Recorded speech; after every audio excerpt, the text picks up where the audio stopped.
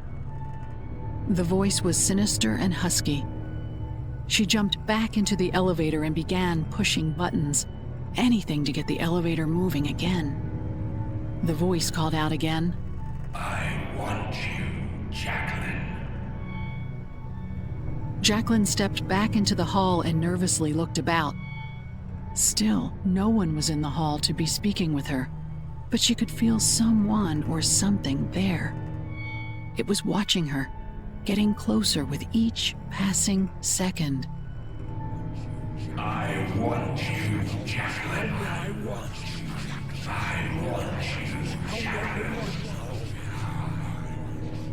The voice repeated over and over. She bolted back into the elevator and jabbed at all of the buttons in a futile attempt to get the damn elevator moving again, even though she knew she was likely overloading the machine's circuits. Terror-driven, Jacqueline stepped back into the hall and looked for an exit. She tried to reason with it. Please let me go. I just want to go home. Please. The voice droned on, closer and closer. I want you, Jacqueline. I want you, Jacqueline. Suddenly, something had her hands. Her fingers bent back and snapped like twigs, sending pain shooting up her arms. She screamed in agony as the unseen attacker continued. I want you, Jacqueline. I want you, Jacqueline. It gripped her around her waist and pulled at her, dragging her down the hall. Jacqueline began to kick and fight at the invisible force that had her, but it did no good. She tried to scream again, and something icy cold covered her mouth. She couldn't see it, but Jacqueline knew it was a hand forcing her screams and pleas for help to become muffled.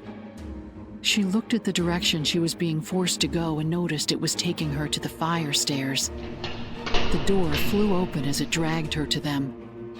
Standing in the doorway was the same dark figure. I want you, Jacqueline. The figure turned and started to walk up the stairs with Jacqueline in tow, and as she was forced through the threshold of the fire door and it slammed shut behind her, she found herself in total darkness. Jacqueline could tell she was being dragged up the stairs, that this was going to be her end, and that was confirmed as she reached the top and the figure turned and said, I have you, Jacqueline.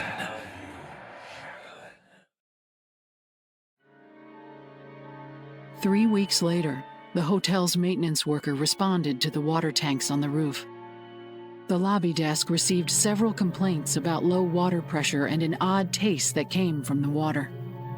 It wasn't a completely unusual complaint given the hotel's old plumbing, but as the maintenance worker made his way to the water tanks, he detected a rancid odor wafting on the breeze. He climbed the ladder and glanced inside Tank 4, then nearly fell from shock. Floating face down inside the tank was Jacqueline's pale, bloated body. No signs of foul play were discovered by the police, and except for her unusual behavior that had been caught on the security camera of the elevator, it appeared to be an accidental drowning.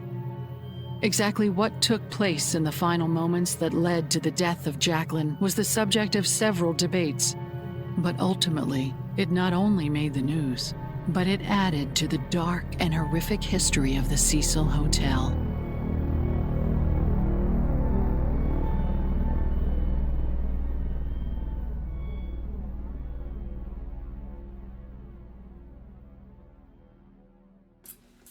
I hope you enjoyed tonight's scary story. It just goes to show you that you can write about ghouls and monsters, but sometimes the scariest stories are the true ones.